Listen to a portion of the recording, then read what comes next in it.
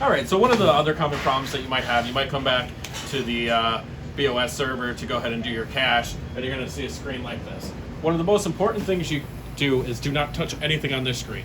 So you're going to look for this little box right here, which is called a absent box. It has PC 1, 2, 3, 4.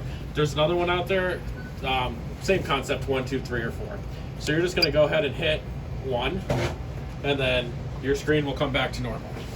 So once you're in this screen, I'm going to show you the proper way to shut down the BOS server to restart it.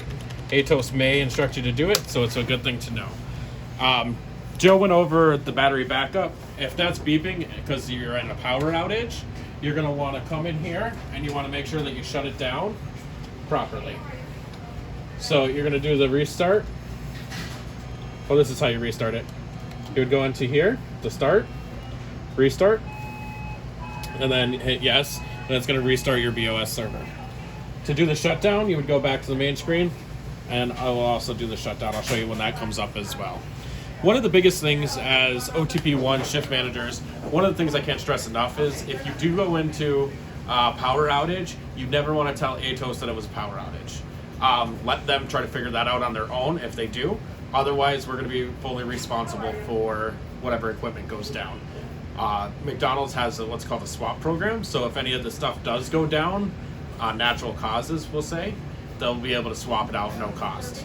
But if it's physical damage, act of gods, anything like that, and you tell them that it was a power outage, they're not going to cover it. So make sure that you don't tell them that willingly.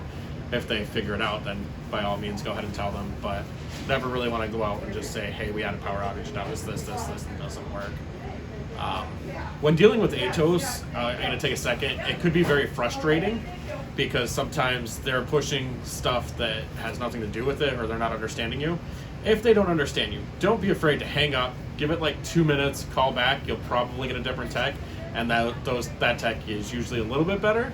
But if you keep running into the problem, don't be afraid to just say, hey, I'm just continuing troubleshooting with you, I just don't understand exactly what you want. So that would be my tip with Atos. And if there's anything that you feel is not in your scope, or if you can't do it, don't be afraid to go ahead and call your store manager. They'll get a hold of us or your supervisor, whoever it is.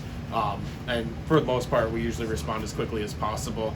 There is 4 of us totally, so you know me, you know Joe.